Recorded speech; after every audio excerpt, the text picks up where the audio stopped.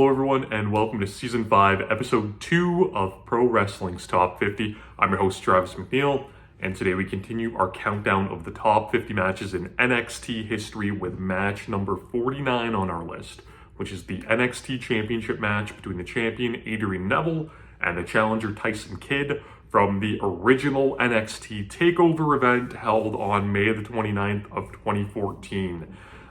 This is a match that I feel, in the grand scheme of things, gets really overlooked. NXT had the Arrival special in February of 2014, which was kind of unofficially the first takeover. But this was the first event dubbed TakeOver that would end up being, the name that they would use for their kind of, big pay-per-view-esque, events going forward. And this was the main event of that first takeover. And it was a really interesting match with a really interesting story. Tyson Kidd, going back and watching, this run especially, but, a lot of the stuff that he did in the WWE, it's really unfortunate that his career, was stopped by an injury.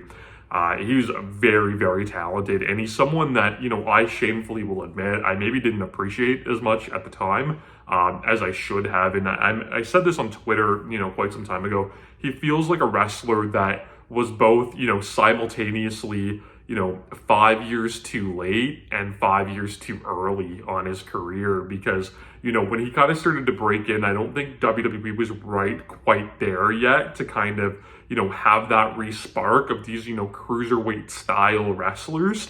It wasn't until, Daniel Bryan and the NXT movement really started. When his career got derailed, NXT was on that come up. So that's where, I feel like it was too early, because it was before that big NXT boom. His career kind of stopped, before it really expanded and got big. And it's a shame. He's incredibly talented, and he does so many little things well. And this match is a great example of that. And like I said, the story here is so cool. So basically, what we're looking at here is Tyson Kidd is someone that, made it to the dance, right? He'd appeared on Raw and on SmackDown and at WrestleMania and at pay-per-views, and he was a tag team champion, and, he had this success, but it kind of fizzled out, and he ended up finding himself back in NXT, which, he took umbrage to. He took as a slight to him. And before, the NXT shift where, they moved to Full Sail and, took over where FCW left off, he was the lifeblood of that really weird season of NXT, in between it kind of stopping as a game show and becoming what, we would eventually come to know it as. He had feuds with Yoshitatsu and Trent Beretta and Michael McGillicuddy. When he had great matches on that program that were largely forgotten about. To watch NXT, you had to watch it online through the WWE network. I don't know how many people were really doing that. So a lot of really good matches overlooked. So, Kidd would see these wrestlers come up through NXT and get brought in, and he would see, Seth Rollins, become a huge star in the WWE through the Shield after winning the NXT title, and he would see, Big E get called up and Bo Dallas get called up. And now with Adrian Neville, who you might know as PAC, currently in AEW, as the NXT champion, it was only a matter of time before he would get called up to the main roster as well. So Kidd saw this as his opportunity. He didn't want to be in NXT anymore. He had this chip on his shoulder. He thought he was above it, and he thought, winning the NXT title would be his gateway back onto the main roster. So a kind of a cool story. And the actual physical story of the match, too, is also really neat because, like I said, Tyson Kidd was kind of, that workhorse in the WWE where, the other wrestlers weren't as fast as him and they couldn't fly like he could and they, couldn't match him on the mat. But now you're having this shift of these guys coming in, specifically Neville, that, I hate to say it, but they are that step ahead of Tyson Kidd. They're that new generation. And now it's Kidd kind of scrambling to keep up. And that's the story that we would get in this excellent match that I remember liking at the time, but not being blown away by it. But watching it back in 2021, I thought it was a masterpiece and just a really good match that kind of surprised me with its quality, based on how I remembered it. So, we get kind of a clean match to start, and we get some nice mat exchanges. Tyson kind of wins the first one and almost seems a little arrogant about it, proving his point, of, I was on the main roster, I'm better than you, you're an indie scrub sort of thing. And then on their second mat exchange, Neville just ups the tempo, and he's, flipping and flopping and flying around, and he, hits an arm wringer and flips Tyson Kidd. And Tyson Kidd is agitated at that point. They do another exchange, and Tyson does a monkey flip, and Neville lands on his feet. They do a double drop kick into a double resort day. And, at this point, Kidd becomes completely flustered that, he's busting out all of his best stuff that normally gets him the advantages in his match, but Neville's, matching his pace and doing it a little bit quicker than him too. So, Tyson Kidd does what any good wrestler would do at that point. He just decks Neville and puts a beat down on him. He gets really aggressive. He puts him in a tree of woe in the corner and hits a drop kick. A big back elbow coming off the ropes instead of anything fancy. He slows him down and grinds him a little bit with a side headlock. He does hit a big dive. He hits, Homicide's tope con hilo that he would do. But just hurls his body at Neville, which I really liked because it kind of showed that, Tyson Kidd's capable of that flying, but he's going to use his body to harm you, a lot more than the graceful kind of high flying that you might see from Neville. So I thought that was really cool. We get a big double cross body spot. We get a big strike exchange. Neville ends up kind of firing back up, and he, returns the favor and hits the tree of woe drop kick on Tyson. A good callback to that. He goes for a dive, but Tyson cuts him off for an enziguri. But where this match, really starts to pick up and get super cool is Tyson Kidd goes for a sunset flip powerbomb off the top, and Neville does a moonsault out of that and lands on his feet. And Tyson does such a good job here, just, selling the shock and the awe and, almost the terror that, he went for this big, murder, death, kill move.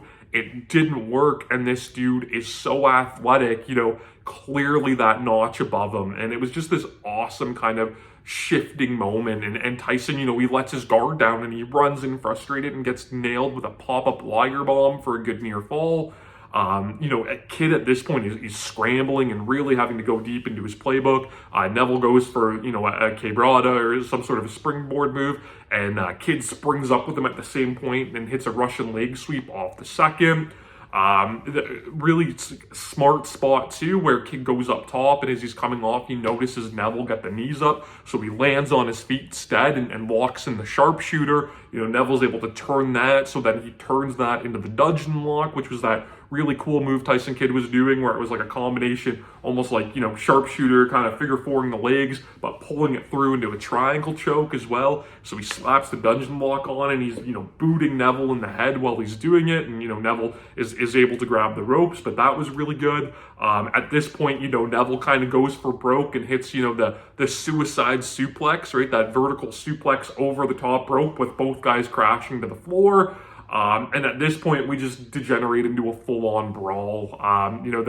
The disrespect and the frustration, and it's all kind of building, and we get a big strike exchange, with forearms. Tyson, tries this double leg takedown on him and goes back for the sharpshooter, but kind of gets kicked off and ends up going onto the apron. Tyson Kidd hits this wonderful somersault leg drop while Neville is through the ropes, but Neville kind of turns himself to get himself back in the ring as Tyson's coming down. It was a really cool way to do a rope draping spot. So many times we see guys caught up in the ropes and kind of just stuck there forever waiting for their opponent to hit a move. So this was a really cool kind of natural way to do it. That only gets Kidd 2, and at this point Tyson Kidd's out of options. He's pulled out every big gun he has. You can tell that he's not quite sure what he needs to do, and he makes the pivotal mistake I talked about earlier, him really using his body as a weapon with his high flying. But at this point, maybe he feels like he has something to prove. I don't know. He goes up to the top rope, seemingly about to try something elaborate. He makes a key mistake, though. He takes too much time and allows Neville to run right up to the top rope, hit a huge, Jericho spike, Hurricane Rana with both guys standing on the top rope, pop right back up to the top rope, and finish Kid off with the red arrow for the 3 count. And it was just, in a way, it almost feels like a bit of a tacked on finish because it came all of a sudden, but it was this perfect little cap to this great story that they had told. And it, reminds me of the Young Bucks and FTR match that ranked so highly on my best of 2020 countdown, where, at the end, that was the mistake that Cash Wheeler ended up making, where he didn't know what was left to do when he tried to bust out a springboard 450, right? He tried to go into the Young Bucks playbook, and that's what Kid did here, and ultimately it cost him. He left himself for that one opening, and it proved, that Neville, despite being this indie guy, despite being this guy that, Kid thought was beneath him, he was able to pull one over on him. And this is just a splendid match. If you're a newer fan and you really didn't get to see, Tyson Kidd in his prime, or if you're someone like me that at the time, watching all of the indies and everything like that, really maybe didn't appreciate him as much as we should have. This is a wonderful match to go back and watch. A great example of all of the little things that he did well. And a great example, too, where, it's funny because we would see, Neville kind of, make his main roster run, and, he would really start to click at the end there, as his heel cruiserweight champion role. But again, he was kind of stuck in that 205 Live bubble. But, the contrast that we got with NXT of them, making this guy a main eventer and putting their title on him, despite the fact that he's a tiny little cruiserweight, really showed the shift that was happening in the WWE with NXT. So it's a great timepiece match as well. And like I said, NXT's known for the takeovers, and this was the main event of the first one. Absolutely excellent stuff. You can watch it on Peacock. If you're international like myself, you can watch it on the WWE Network instead. You can subscribe to my channel here on YouTube so that you never miss a video. Follow me on Instagram and Twitter at Wrestling50. And please join me again tomorrow as we continue to count down Pro Wrestling's Top 50.